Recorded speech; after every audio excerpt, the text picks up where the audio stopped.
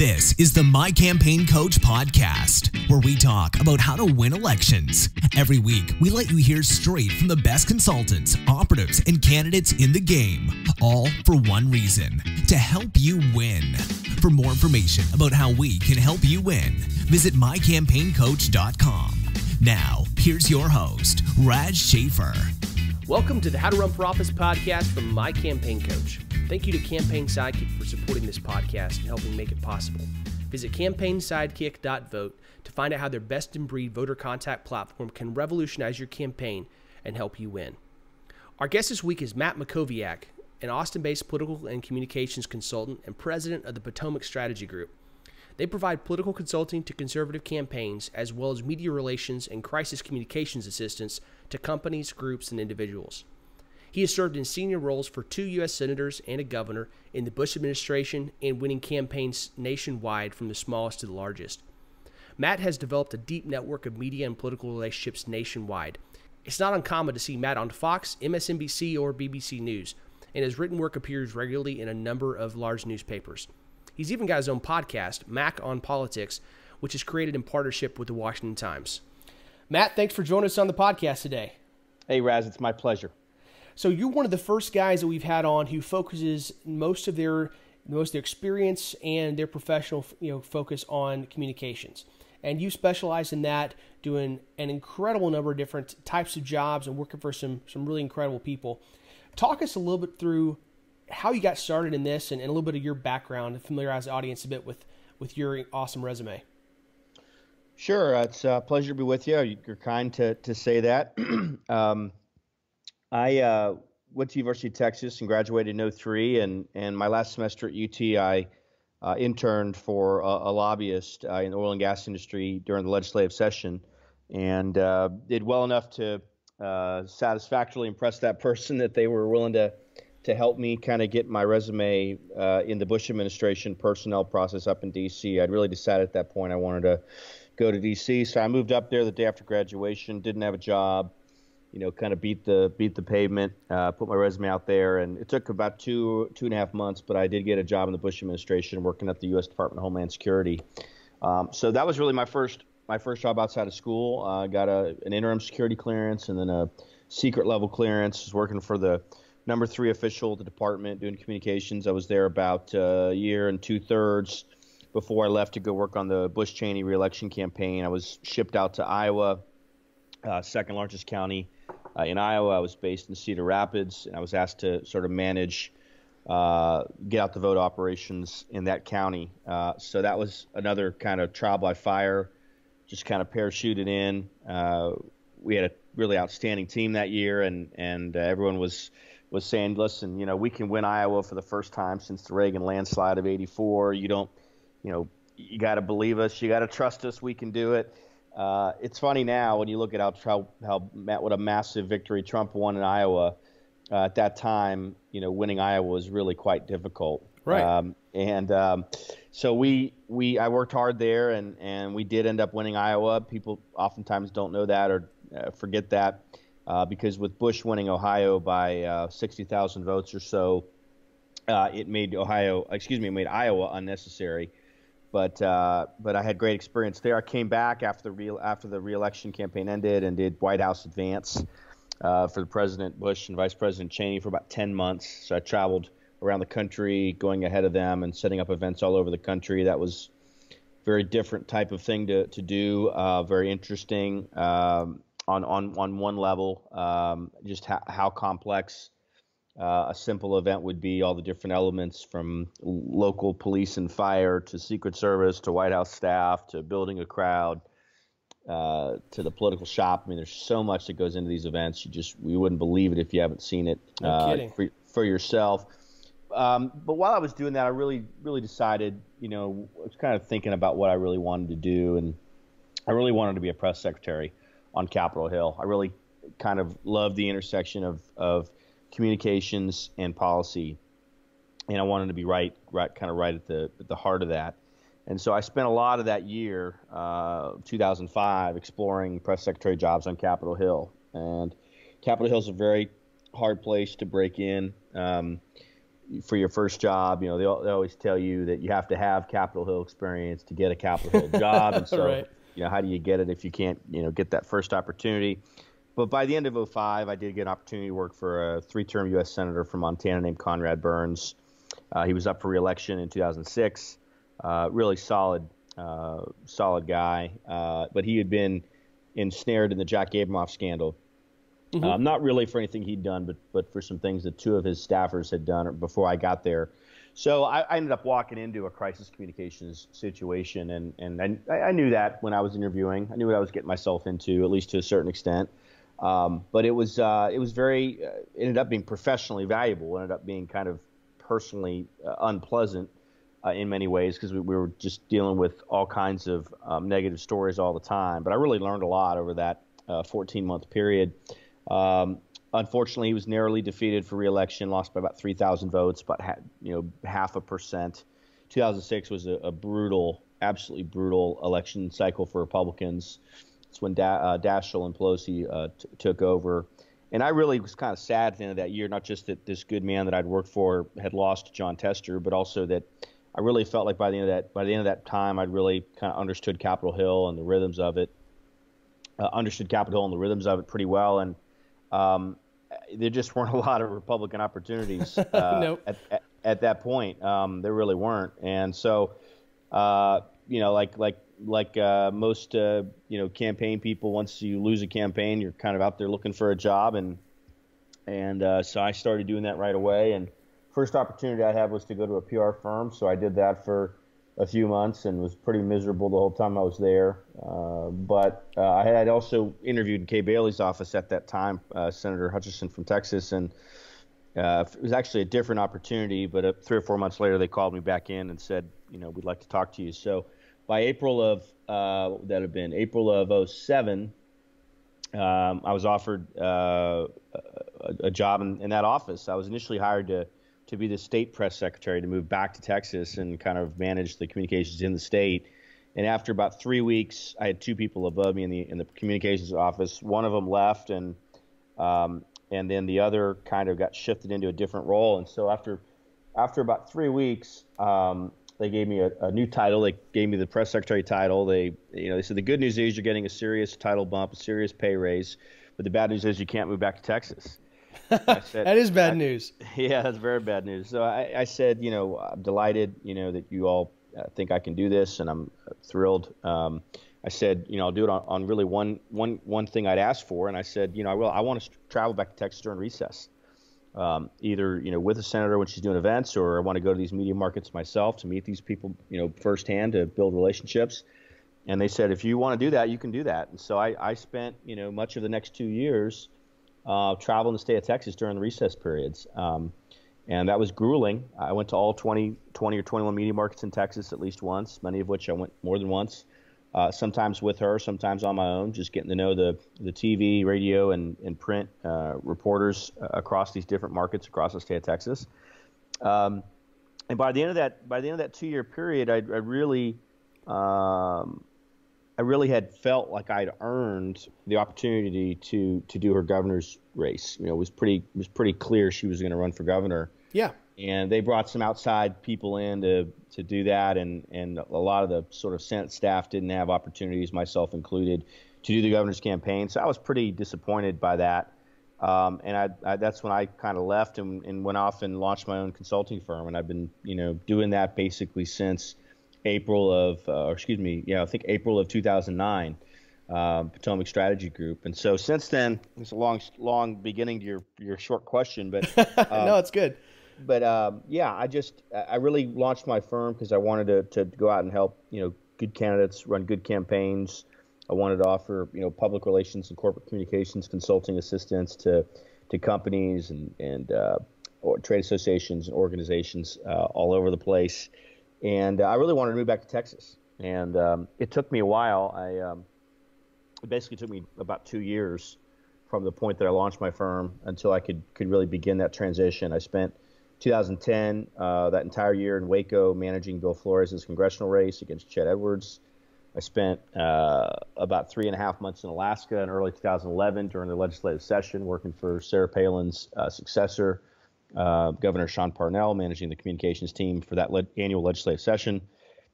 I spent the second half of 2011 just working like a crazy person, trying to get enough business going that I could begin that transition back to Texas. And by the end of 2011, I was finally there. So I really do three things. I offer general consulting services to campaigns at all levels. I've worked in 14 or 16 states.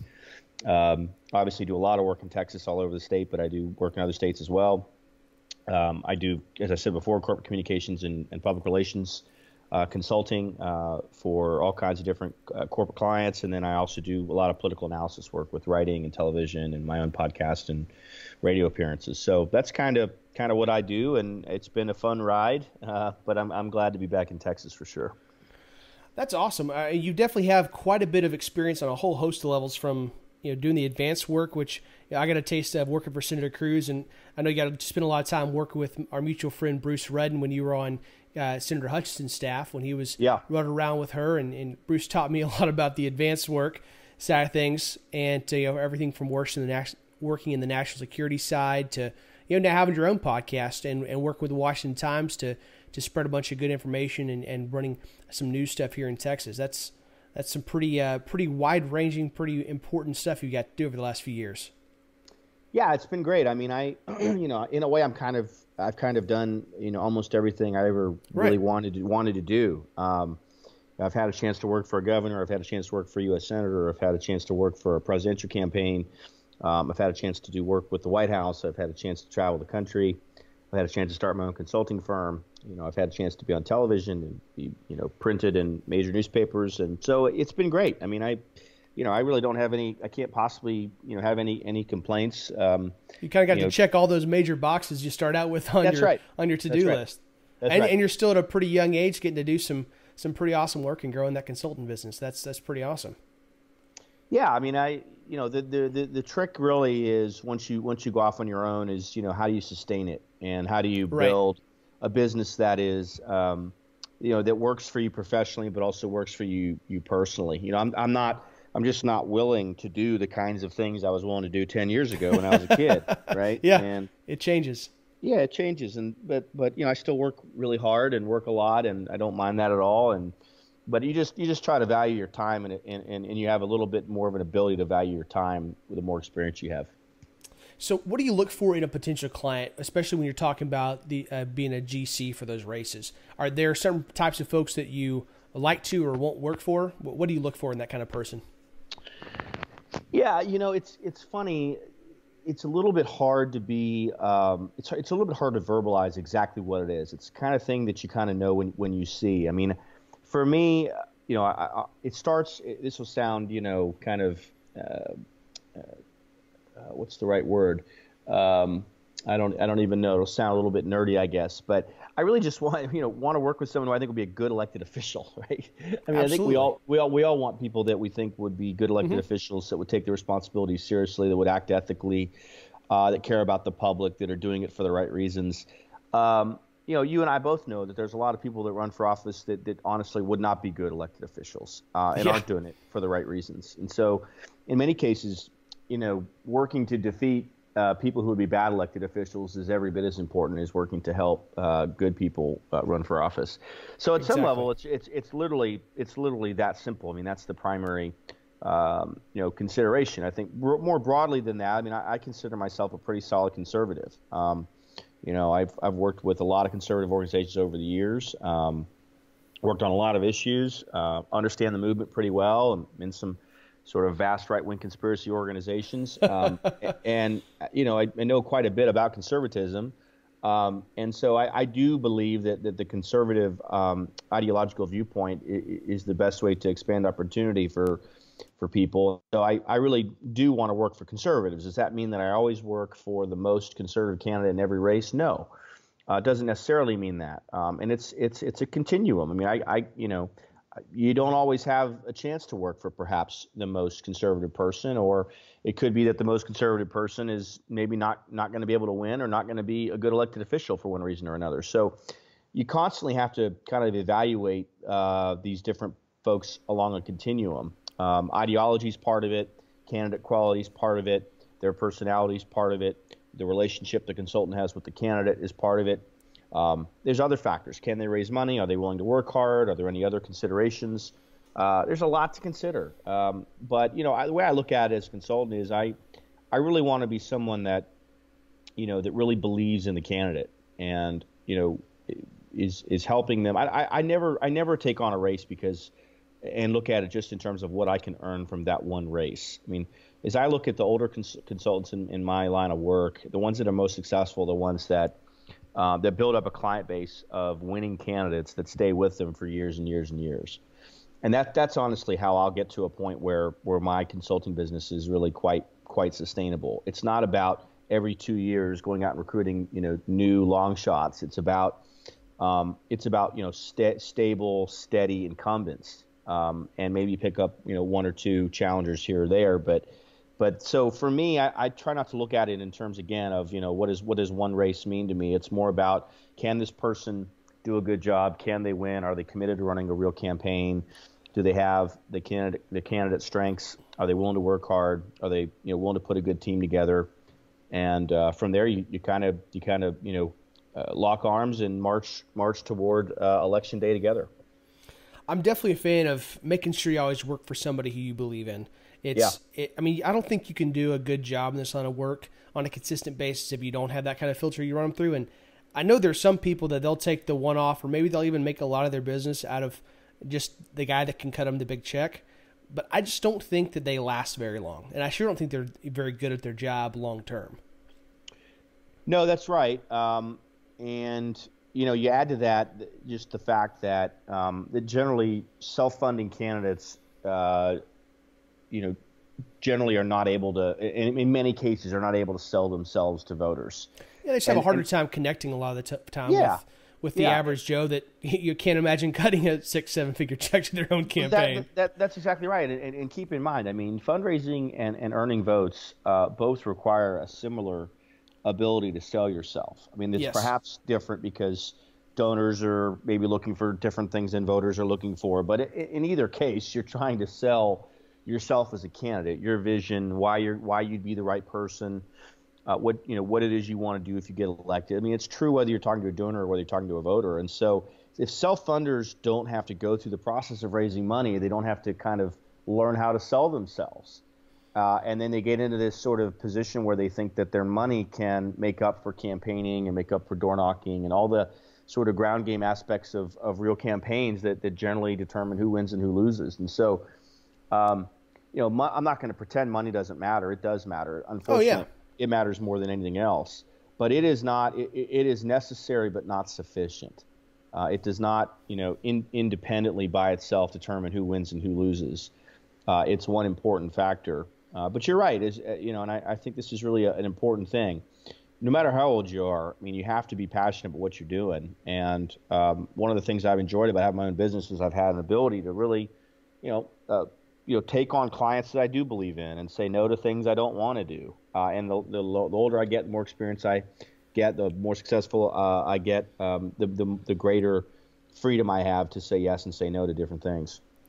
Now, when you're talking about building that communications ability, in this context, looking at the voters and the donors, being able to sell yourself directly, because if you can't do that to a voter or a donor, you're sure not going to be able to do it to the media or on a debate stage. So when you're working with a campaign, especially a first-time candidate, what do you think are some good ways to help prepare them for that, help make sure they actually understand the fundamentals of communication? Yeah, on some level, it's really as simple as, do you know what you believe and can you communicate it effectively? And what's interesting is a lot of candidates, particularly first-time candidates, they may have a couple issues that they're well educated on, but there's a lot of issues that they're not well educated on. Right. And a lot of them aren't consuming the news, minute by minute, hour by hour. They're not following, everything that's going on. Look, it is very hard for the average person, even someone who's interested in politics and maybe wants to run for office, to constantly be monitoring what's happening at the local level, the state level, the federal level, in their campaign, in their family. There's a lot there that's happening, and so you can miss things. And so, someone like me, but also other types of people that are involved in the campaign, are there to help prepare a candidate when they're doing an interview, when they're doing a forum, when they're doing a debate, to make sure that they're totally up to speed on the kinds of things they're likely to get asked about. Generally, you look at an issue matrix in terms of, what are the 5 or 10 most important issues? What are the areas on these issues where we want to be on offense? And then what are the areas where we might have to be on defense? And you try to sort of prepare the candidates so that they know how to handle all those different situations. In the current environment, given the environment we have with Trump, it creates, in a way, kind of an even more complex situation for Republican candidates, because our voters are generally very supportive of Trump. The Democrats and independents and the media are obviously fully opposed to Trump. And in some cases, there are things Trump's doing that may not fully align with what conservatives believe. And so it can put Republican candidates in a unique position where they have to choose between their ideological views and their principles and what the leader of the party and the leader of the country is proposing. So, that's something I try to help candidates work through. It's a constant. It's a situation that requires constant updates and tailoring and adapting because the situation is constantly changing. But that's really, look, the beauty of politics to me is it's about constantly adapting, in the sense that the situation always changes. There's news breaking all the time. There's political dynamics shifting all the time. There are new problems popping up. There's new technology, new solutions, coming online. There's so much that's constantly changing, and the elected officials that are most successful are the ones that are most in tune with what's happening, what these changes are, and how they can find a way to work through these difficult issues and these difficult environments. And that's again, hopefully, where if you have good consultants who understand how to communicate, who understand the media, who understand issues, and who understand what that candidate believes. I'm not there necessarily to help change their mind. I'm there to help them communicate what they believe and what they want to achieve the best way they possibly can, to minimize the likelihood they make mistakes and to maximize the strengths that they have as a candidate. That's one of those things that always fascinates and keeps me really engrossed in politics, is, like you said, how everything is different every time. And it's one of those things that connects it with military strategy, in that we're fundamentally dealing with the same thing. We're talking about humans. We're talking about earning votes and their confidence. And human nature's been the same as long as we've been breathing air, and it will be as long as we're on this earth. But what does change is the tools and the atmosphere and the passions of the moment.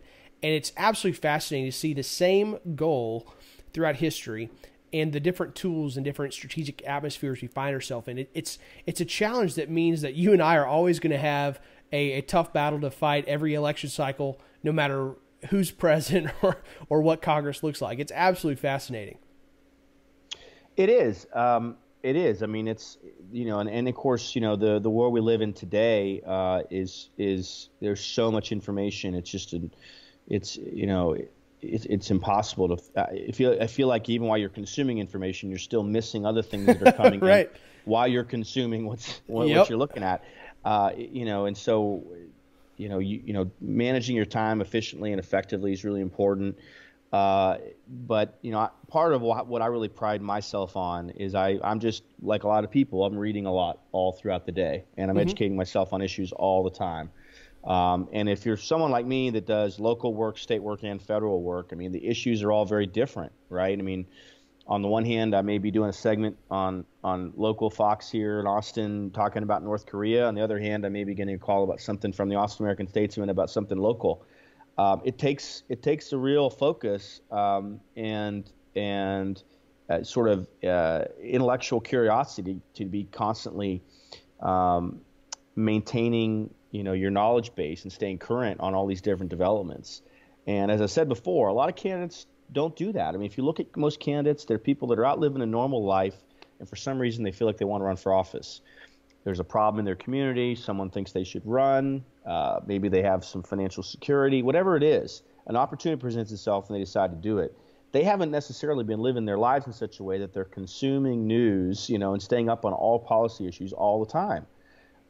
Once they decide to be a candidate, it's probably a good idea that they start, consuming more news than they were before. But you can't make up for the years that they haven't necessarily been doing that. So that's where core principles come in. Are you a conservative? Absolutely. Do you believe in limited government? Where are you on the social issues, on the fiscal issues, on the security issues? If you have that's the three legs of the stool that you can start from, you can kind of figure out where you want to go on these different issues. But if you don't have that underpinning, it's really hard, because you're kind of unmoored, and you can kind of shift in the wind. Now, when you're helping prepare some of these candidates, you talked about how some of the positioning works and how you work through figuring out how to communicate what they believe and those core principles.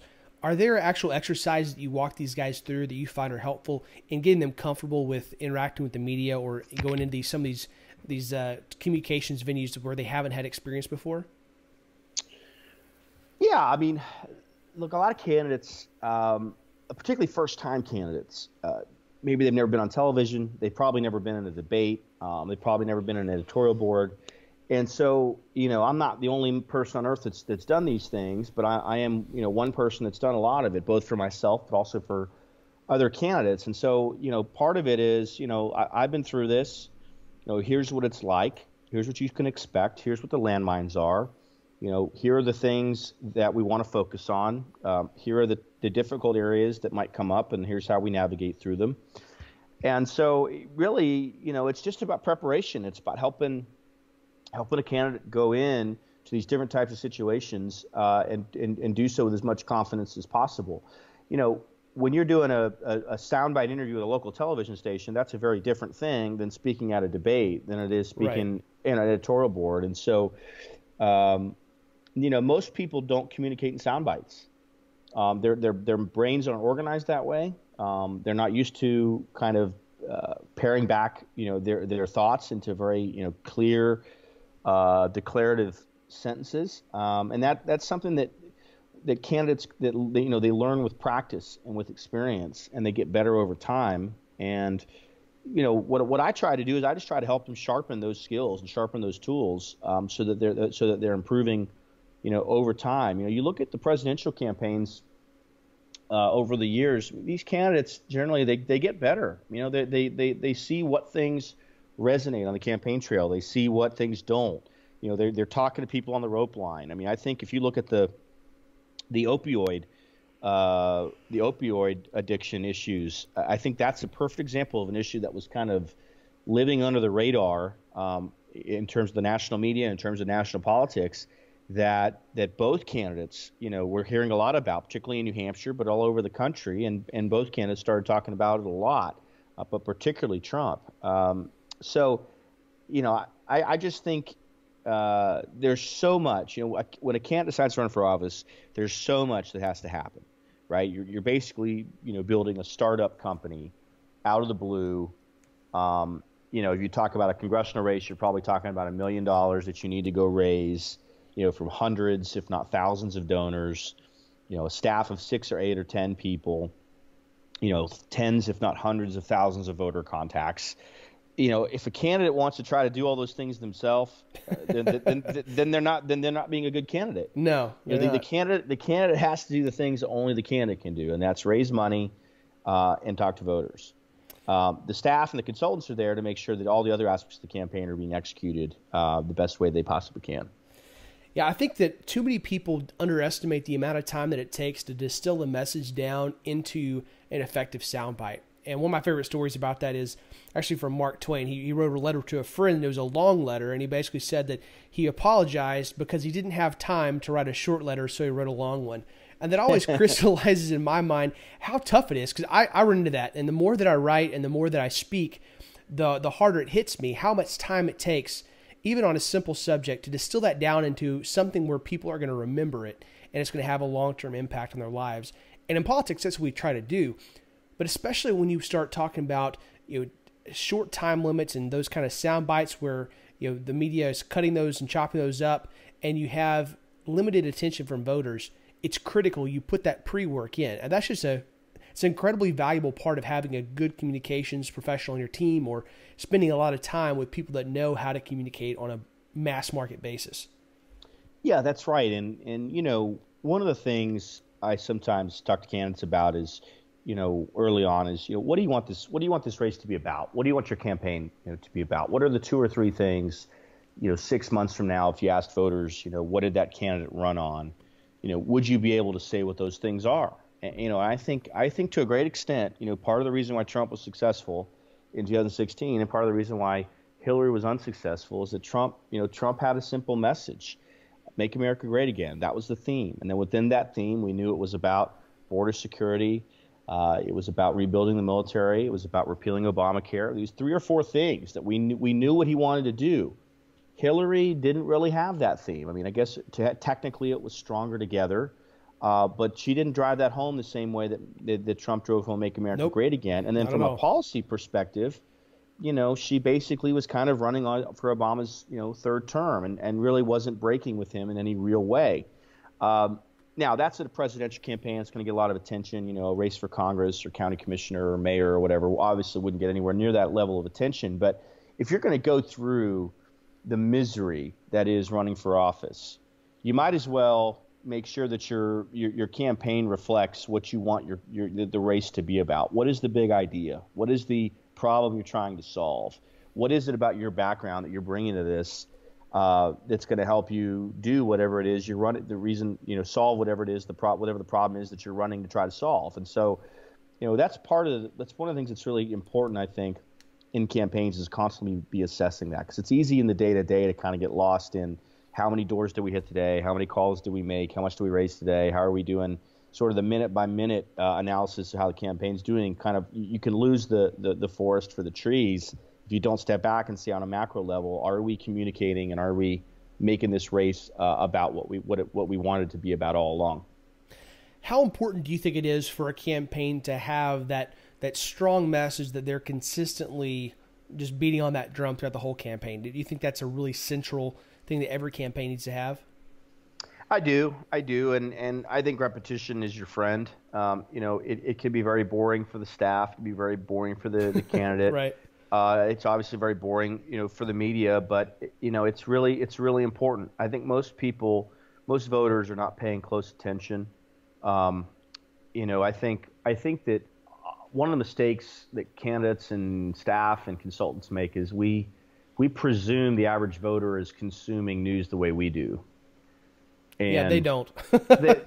they don't, right? And so we think if we, slightly alter our message, this week from last week, that they'll catch on. It'll make a big difference. These kind of minor, course corrections don't ultimately, make a difference. I mean, the single most important statistic in any race is name identification, right? Yeah. I mean, like it's so basic. It's almost always the candidate that has higher name identification wins, unless it's a situation like an Anthony Weiner where the candidate is viewed so negatively that name identification is not an advantage. I mean, that's just the name identification. I mean, a lot of times people go vote and they don't even know who's running, particularly in the middle of the ballot, at the bottom of the ballot. Oh, yeah. So we're sitting here, thinking big thoughts about what we want to communicate, when at the end of the day, most voters are just not paying that close attention. So that's part of why it's so important that repetition, is really, it requires discipline and focus.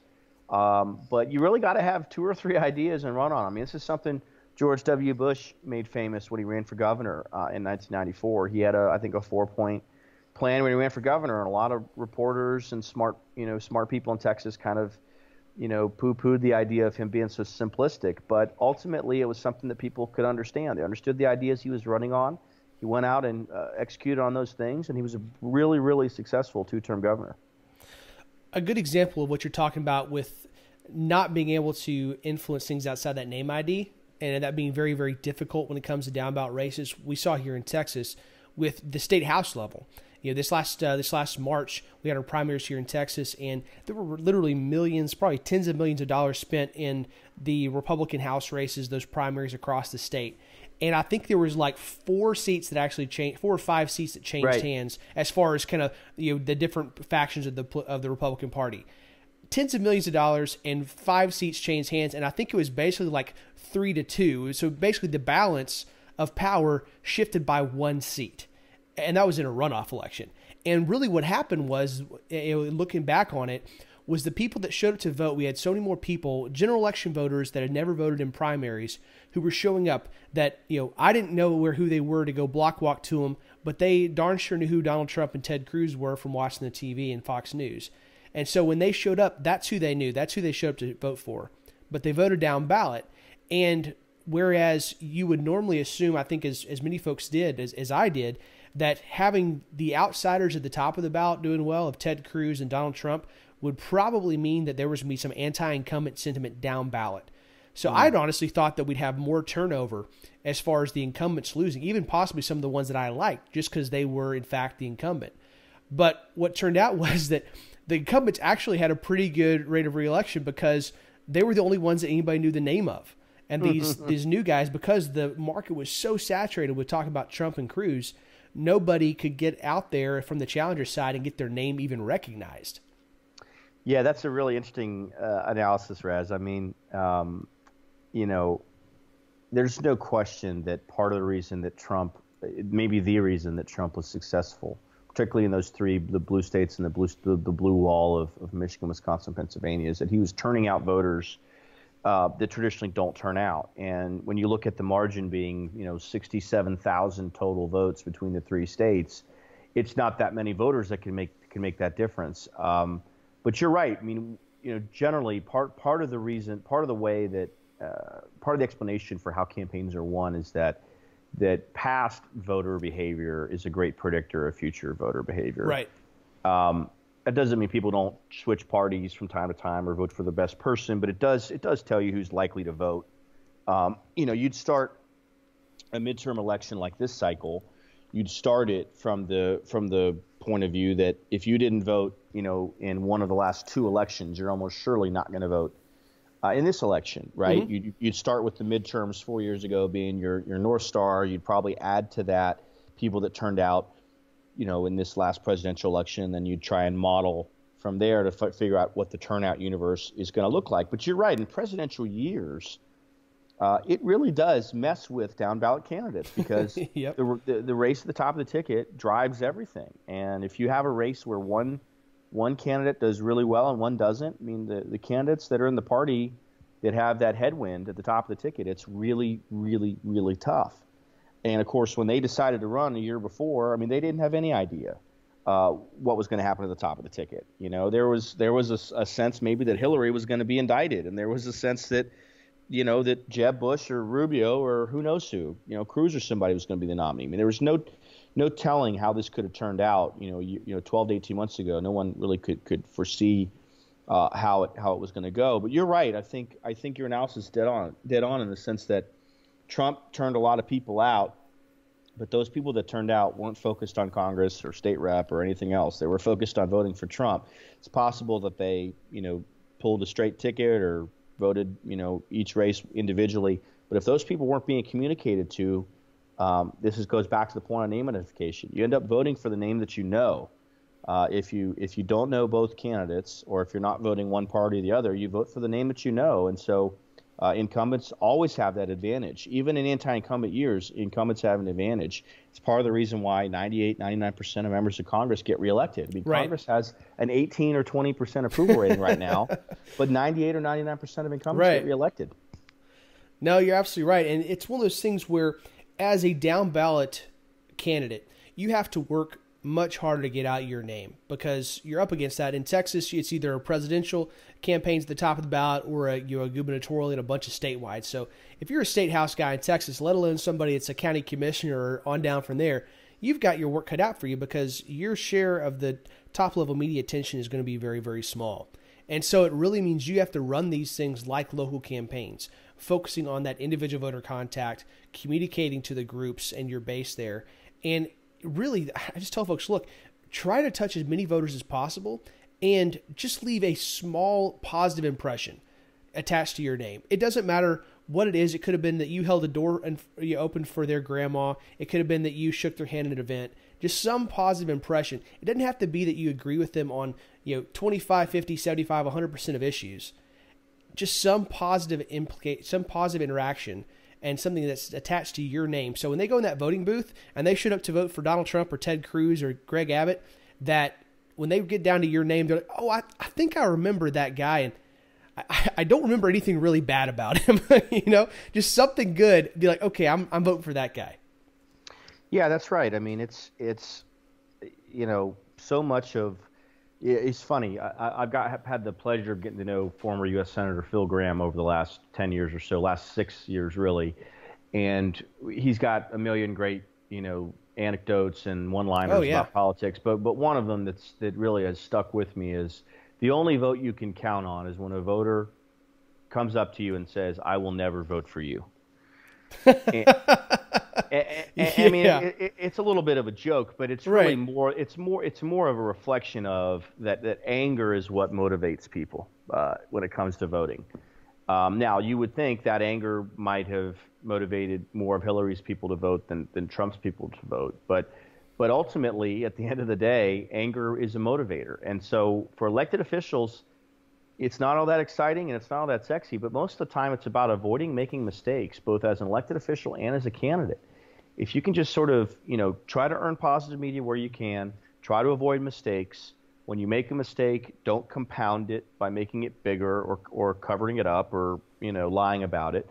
If you do that and you just sort of do the sort of basic blocking and tackling of doing your job, being honest, responding to people's problems, just sort of the basics, you can probably stay there for a while. I mean, unless you really make mistakes or you get caught up in a wave election, you can probably stay there for a while.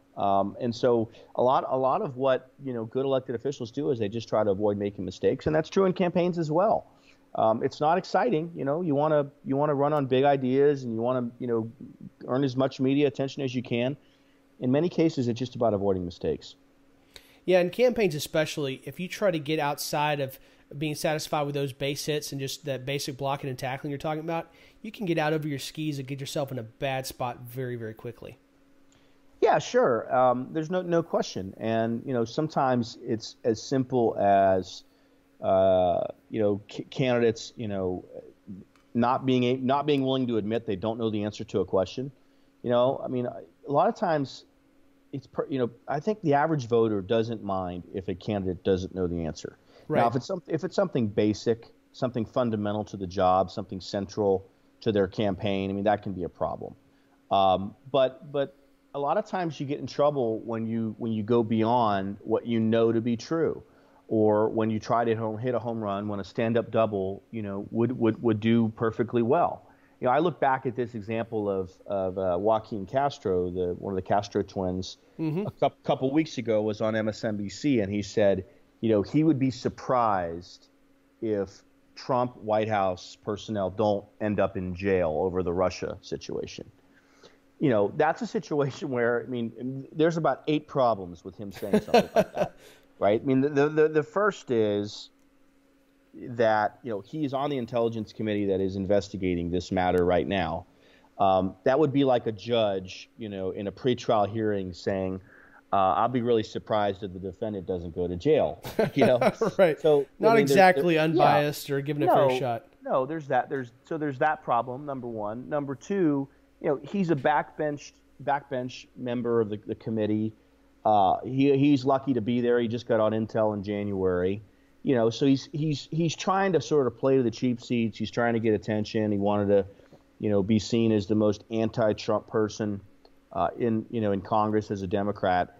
Again, he could have just stayed within the facts, said, look, we're learning more about this. Whatever he wants to communicate, he can communicate. But by taking it 2 steps further than he did, it opens him up to all kinds of questions and all kinds of scrutiny. And in fact, the ranking Democrat on the Intel Committee, Adam Schiff, said later that day that he would not have used that kind of language, and that he didn't think that was the kind of language that members of the committee should be using. So to get sort of, he forced his own ranking member to slap him down because he tried to hit a home run when hitting a stand-up double or even a single would have been sufficient. We've talked a lot about the 16 election and all the stuff that was different about it because of Trump and the crazy things that happened last year, all the wild cards that got played. Do you think that some of that is going to be just the new normal, or what do you think is going to be the rule changes that come forward from 16, and what do you think is going to kind of go back to normal? So this is a great question, and honestly, it's on some level, it's the most important question in politics right now. We don't know if Trump has fundamentally changed politics, or if his candidacy was a one-time situation. I am generally of the opinion that it's more likely that it was a one-time event than that it fundamentally changed everything we know about politics. I think that his candidacy was unique. I think the moment was unique, and I think Hillary's candidacy was unique, and her campaign was uniquely bad, uniquely poor. Right.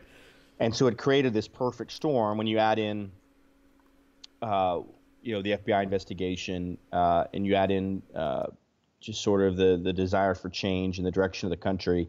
It created this perfect storm where Trump could very narrowly win those 3 blue states and claim the presidency. So the midterms, the real concern the Republicans need to have about the midterms is if Trump's base doesn't turn out because Trump's not on the ticket because it's a midterm election, and if Republicans aren't enthusiastic because the Republican Congress doesn't achieve what they promised they would deliver on, and if Democrats are motivated because they want to try to rebuke Trump, I mean, that's the kind of perfect storm that can result in a pretty significant pickups for the Democrats. I don't think they can. As of right now, I don't think they can pick up the House. I think the margin is too large, and the Senate map is impossible for them. They've got 10 seats with Democratic incumbents running in 2018 from states that Trump won, 5 of whom he won with over 54%. North Dakota, Montana, West Virginia, Missouri, and Indiana. And they're only really defending one truly competitive seat in Nevada. Now, there's a possibility that Arizona could be ultimately somewhat competitive. But even if they flip Nevada and Arizona, that still doesn't get them there, and they still have to defend 10 seats. So the Senate, I think, is safe no matter what. The House would have to be just an absolute tsunami. But it does open, it does raise this question of what are the midterms going to be about? Are they going to be about Trump? Does he find a way to deliver on repealing, replacing Obamacare and tax reform? Does he get infrastructure through? Does he do something about border security? What happens on these complicated foreign policy issues? There's a lot there that's happening, and I think right now we can focus on a special election in Kansas or special election in Georgia and pretend it tells us, something profound about what's going to happen not 12 months from now, but 18 months from now. Mm-hmm. Is when we're talking about the midterms. We're talking about 18 or 20 months from now. We're not talking about anytime soon. So the political environment, I think, is going to be very different from where it is now. It's impossible to predict. Trump, again, I often describe him as a 100-year flood as a candidate. I mean, there's a lot of people out there right now that think they can be the next Trump in their own state, because they're bold and they're brash and they kind of have this nationalistic, populistic, viewpoint. Trump, you can't recreate it, right? I mean, you have someone who has universal name identification, who can put hundreds of millions of his own money into the race, who can dominate the media, who can manipulate the media the way that he did very, very skillfully. The average candidate in whatever state is not going to have anywhere near those kinds of skills and strengths and attributes. They're just not. I mean, they might have one or two here or there that are applicable, but they're not going to have the same mix of everything that Trump brought to his candidacy. So I think we can overlearn the lessons of 2016. I'm not sure that it's going to say all that much about 2018 and 2020. I mean, generally, the party in power loses seats in the midterms. And so I think Republicans should be prepared for some headwinds in the midterms. Exactly how strong the headwinds are depends a lot on what they do over the next 6 to 9 months throughout the rest of 2017. Yeah, I think a lot of it comes down to the Republicans actually follow through on the promises they made on the campaign trail? Because we know that the Democrats are likely to be turning out, as you said, the wins are definitely at the back of the party that's out of power, right? They tend to pick up seats. But how many is largely going to be determined, I think, by how energized our base is to keep the train moving in the direction that Trump and the D.C. Republicans have put us on. And if that's a good path that's consistent with their promises, I think that they'll be rewarded. And at least we won't lose a whole lot of seats. But if they don't follow through on the promises, I think that a lot of folks are going to be unhappy and probably just stay at home. A lot of those folks that turned out in 16, we know that they're going to be staying home just because it's an off year. But they definitely won't be turning out a whole lot of extra folks to defend in 18. I think there'll be definitely be an interesting year for Republicans and the country as a whole. I think you're right, though, that these lessons can be overlearned, and especially on the state and local level. I tend to think that regardless of whether we see this kind of thing replicated at the federal and presidential level, it gets much, much harder for me to believe that through some shrewd media tactics and using Twitter as your primary communications tool that you're going to see state house guys and mayors getting elected. It's just not going to happen. You've got to use the same fundamental, that blocking and tackling you talked about to get out there, build that name ID, and build those positives with voters. That's right. And look, I think the other thing that people may misunderstand about Trump's success is Trump's singular belief as a campaign was that he wanted to dominate earned media, and that actually earned media could supplant paid media. And we've never seen anyone dominate earned media the way Trump did. I mean, he had not at all. 8-1 earned media advantage over Cruz, his number 2 competitor for the primary. I haven't seen what the numbers were like in the general election. I would guess it was at least a 3-2 or 2.5-1 advantage over Hillary in earned media. Generally in campaigns, you can't possibly get to that level. You cannot No. possibly get to an 8-1 or even a 2 or 3-1 advantage on earned media. And so you have to have paid media to get your name identification high enough and to deliver that message that you want to deliver to voters, what it is you want to do, why your experience makes you the right candidate for the job. Trump was able, again, because he had a simple message, he repeated it often, he had a brand, and he really focused on that brand. He deserves some credit for being that focused and that disciplined on developing what his message was, and on utilizing earned media as effectively as he did. That's not something that the average candidate can replicate. Nowhere in this country can they replicate what Trump did. Some of them may think they can, but they're going to learn the hard way that I think they can't. One of those things that kind of came out of that Trump wave, not Trump's fault by any means, but there was definitely a unique situation you got to be in the middle of, came down to your Travis County Republican Party chairman this last year. And I know you got to be right in the middle of that, helping really get him out of there. But one of those byproducts of those down ballot races and people voting for people they don't know who they are, was you guys got quite the interesting character as your county chairman down there, didn't you? Yeah. So in the primary last year in Travis County in Austin, where I live, our chairman James Dickey was challenged by a man named Robert Morrow, who's a conspiracy theorist, very strange individual. And Morrow, because of the random ballot draw, was listed first on the ballot. And the chairman position is unpaid. It's very hard to raise money for your own campaign. Our chairman wasn't all that well known at that time. And Morrow, in a shock, defeated our chairman. I forget what the numbers were. I want to say it was like 58-42. It was an earthquake here locally. And it did a lot of damage. We had about 6 weeks before the transition occurred. And then he was in office about 6 weeks until he, for some reason, chose to file as a candidate for president of the United States. When he did that, he invalidated his office as county chair. The election laws and the party bylaws both say you cannot run for another office while serving as a county party chairman. Well, and that was a huge blessing to you guys, because while that was the thing that let y'all out of him being your chair, he had been absolutely just making a mockery of the Travis County Party for the entirety of his term. Yeah, he had. I mean, saying a lot of outrageous things and turning a lot of people away from the party. It was just not it was not good. It was developing a lot of really negative headlines for us. Travis County, just for your listeners, is the most Democratic county in the state of Texas. Trump got 27.4% of the vote here. So our challenge in Travis County in terms of winning elections is profound already. When you add to that, a county chairman that's saying a lot of ridiculous and outrageous things, it was making things, even worse. So luckily, he invalidated his office. We ran a special election, I guess it was a special election from our executive committee and our precinct chairs. I want to say that was I'm trying to remember now, October maybe, might have been September, and then I got elected vice chairman in November. So James and I are both working together again, and it was just an absolutely crazy time to work through that. Never thought it would have happened.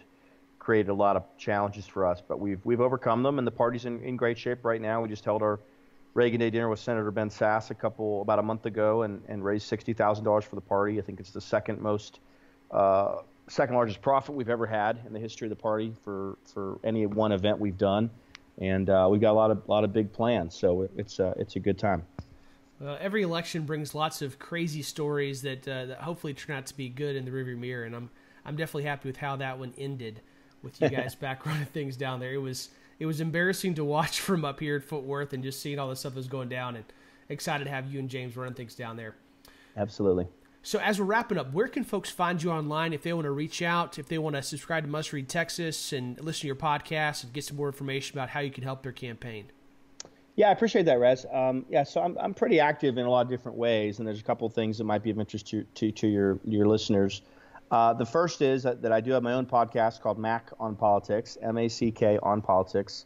It's available in the iTunes Store. It's Google Play, Stitcher. It's also available online at maconpolitics.com. I have a weekly column in the Washington Times every Thursday.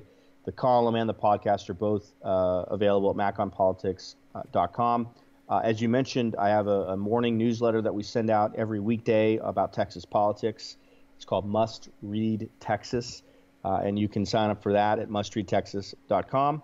I'm also really pretty active on Twitter if people want to follow me there. There's a lot that I put on Twitter, things I think that are interesting. You can follow me at Matt Mackowiak. It's Matt, last name is Mackowiak. That's perfect. Well, I really appreciate you joining us today, Matt. It's been a pleasure, and definitely you've shared some great insights for folks who are looking to have a better communication strategy on their next campaign. Just want to direct our listeners to check out mycampaigncoach.com to sign up for our weekly email so you can get all the latest content that we're putting out here. Check out Matt's information at Must Read Texas and his and Mac on Politics to get his podcast and weekly column, and we'll talk to you all again next week. Please subscribe and rate us on iTunes to help spread the word. We'll be back with you next week with more campaign insights from My Campaign Coach.